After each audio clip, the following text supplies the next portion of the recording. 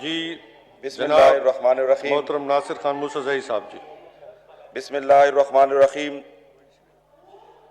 شکریہ جناب اسپیکر۔ سب سے پہلے تو میں وزیر اعظم پاکستان جناب عمران خان صاحب کو اور اس کی ٹیم کو بہترین بجٹ پیش کرنے پر مبارکباد پیش کرتا ہوں، اور انشاءاللہ یہ بجٹ ہمارے ملک کی تشریف رکھیں جی، تشریف رکھیں۔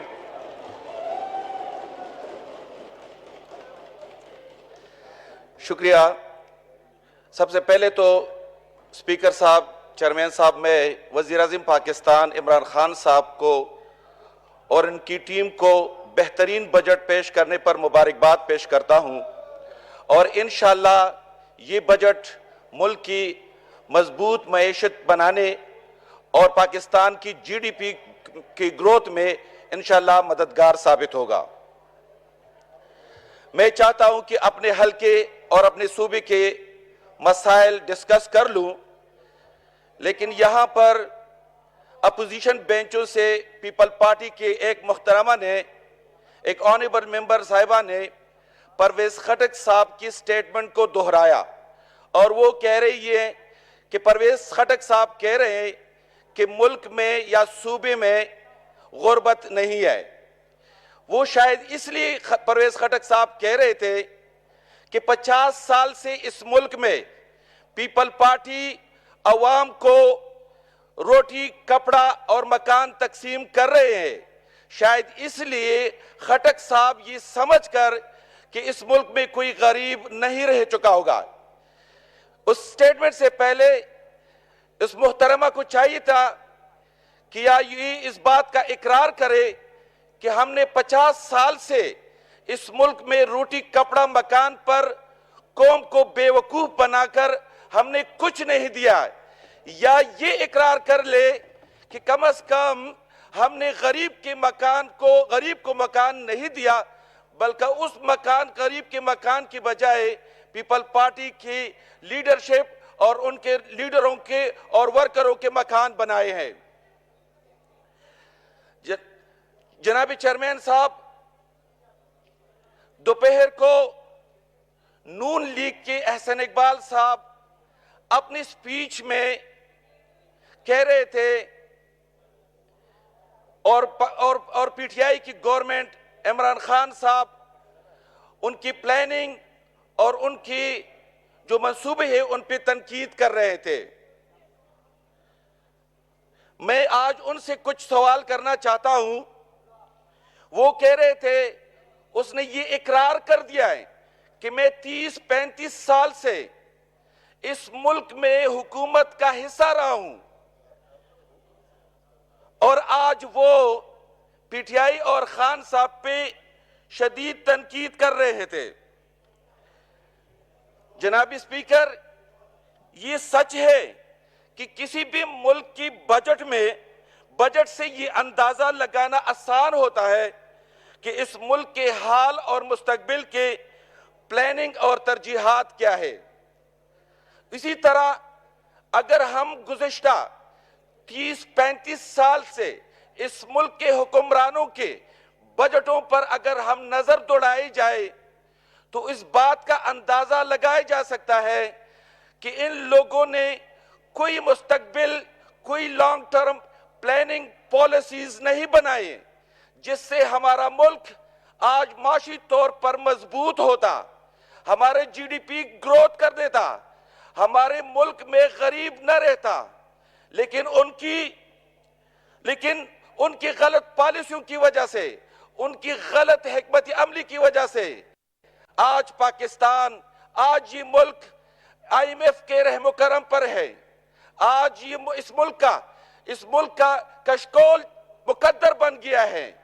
ان لوگوں نے 35 سال میں قرضوں پر قرضے لے کر پاکستان کے آنے والے بچوں کو بھی سر سے پاؤں تک مقروض بنایا ہے، اور آج ہمیں کہتے ہیں کہ آپ لوگوں کی پلاننگ اور پالیسی ٹھیک نہیں ہے۔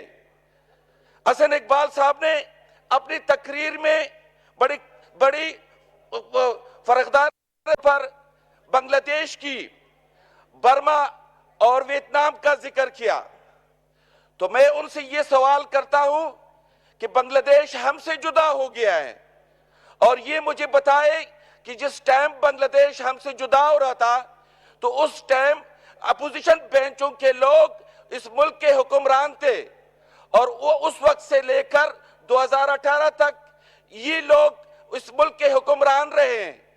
وہ کہہ رہے ہیں کہ بنگلہ دیش نے ترقی کی ہے. میں ان سے یہ سوال کرتا ہوں کہ آج بنگلہ دیش کی جو جی ڈی پی ہے وہ ہم سے کہیں زیادہ ہے. بنگلہ دیش کی جو ایکسپورٹس ہے وہ ہم سے کہیں زیادہ ہیں. بنگلہ دیش کی جو پر کیپٹا انکم ہے وہ ہم سے کہیں زیادہ ہے. مجھے یہ بتا دیا جائے کہ پاکستان میں کسی چیز کی کمی نہیں ہے. ان لوگوں نے کیوں اتنی ترقی کی ہے؟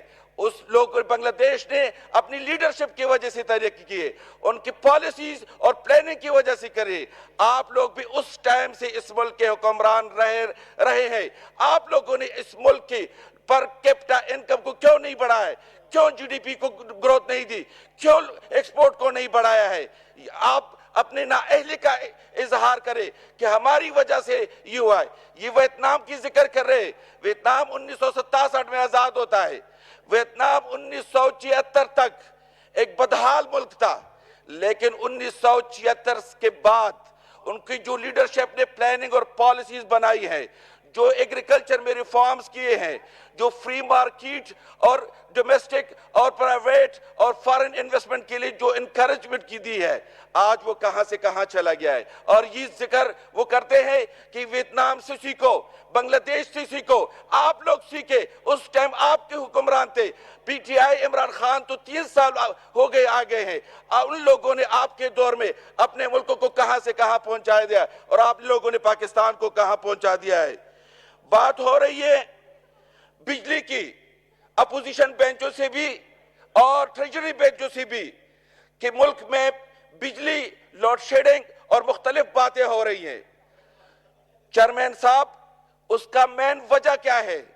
آج جو پاکستان اتنے مسائل میں ہے, یہ فیکٹ ہے کہ اگر ملک میں ہماری بجلی ہوتی اور سستی بجلی ہوتی تو پھر سستی بجلی یا مہنگی بجلی کی وجہ سے ہمارا ملک 5% جو جی ڈی پی جو گروتھ ہے وہ ہم ہر سال لاس کر رہے ہیں.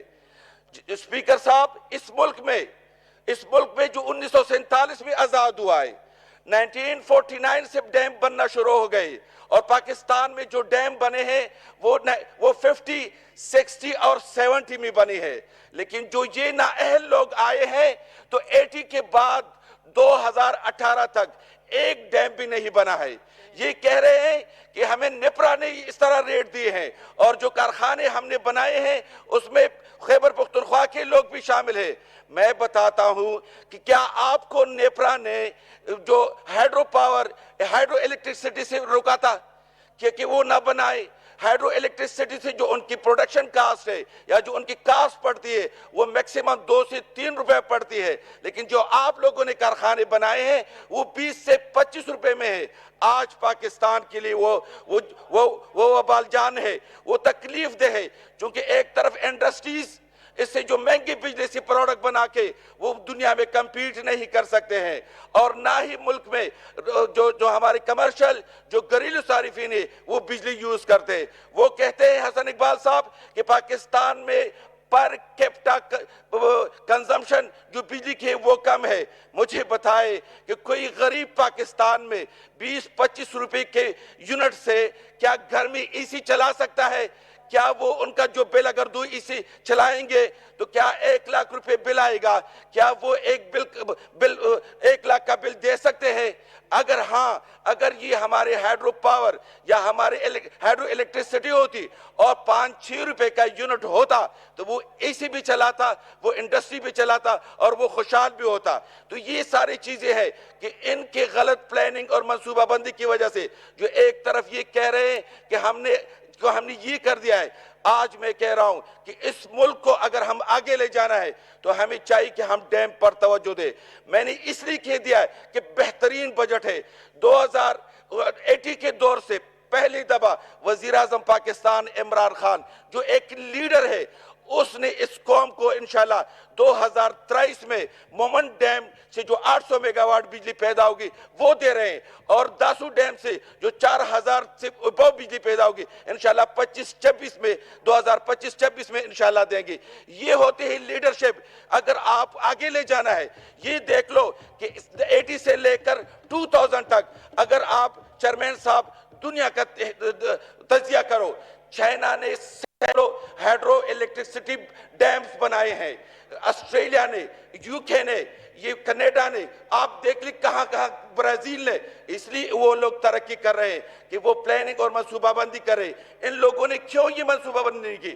چونکہ ڈیم بنانے میں 7-8 سال لگتے ہیں، اور یہ شارٹ ٹرم پالیسیز پہ بلیو کرتے ہیں کہ اگر ہم پیسے لگائیں گے تو وہ دوسری حکومت آئے گی، ہمیں کریڈٹ نہیں ملے گی۔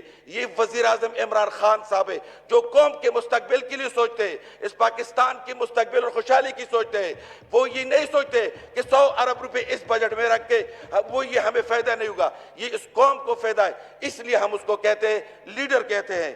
دوسری وہ کہہ رہے ہیں کہ ایگریکلچر سیکٹر، مجھے یہ بتائیں کہ جب میں اسکول میں پڑھتا تھا تو مجھے پڑھایا کرتے تھے کہ پاکستان ایک زرعی ملک ہے، 70% آبادی کا تعلق دیہات سے ہے، زراعت سے ہے۔ مجھے یہ بتائیں، یہ جو 40-50 سال سے حکمران رہے اور یہ کہہ رہے کہ اس ملک میں اب گندم، چینی یا جو ہمارے کپاس ہے ہم امپورٹ اور ایکسپورٹ ہو رہا ہے، تو مجھے بتائیں ان لوگوں نے لانگ ٹرم پالیسی بنائی، یہ جو کپاس کے بیل جو ہم کئی صدیوں سے امپورٹ کر رہے ہیں، اس ٹائم یہ لوگ کہاں تھے؟ کیا ان لوگوں نے پلاننگ نہیں کی ہے؟ جو آج بنگلہ دیش کی جو سکسس کی سٹوری ہے وہ آپ کی کپاس کی ہے۔ ان کی اللہ اکبر، اللہ اکبر، اللہ اکبر، اللہ اکبر، اشہد ان لا الہ الا اللہ، اشہد ان لا الہ الا اللہ،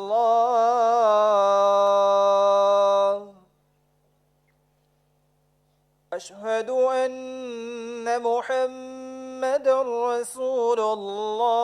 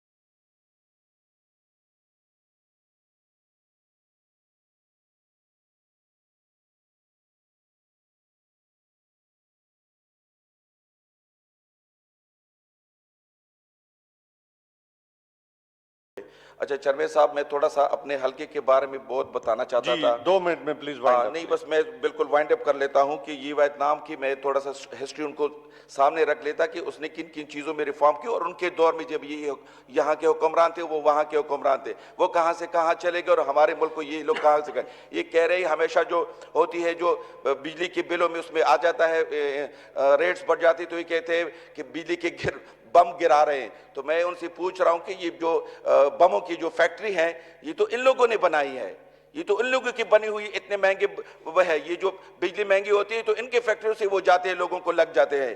اچھا، میں اینڈ میں آخر میں پاور ڈویژن کو پاور ڈویژن سے یہ ریکویسٹ کرتا ہوں کہ کم از کم وہ خیبر پختونخوا میں جو پیسکو ڈسٹریبیوشن کمپنی ہے اس میں اصلاحات کی اشد ضرورت ہے.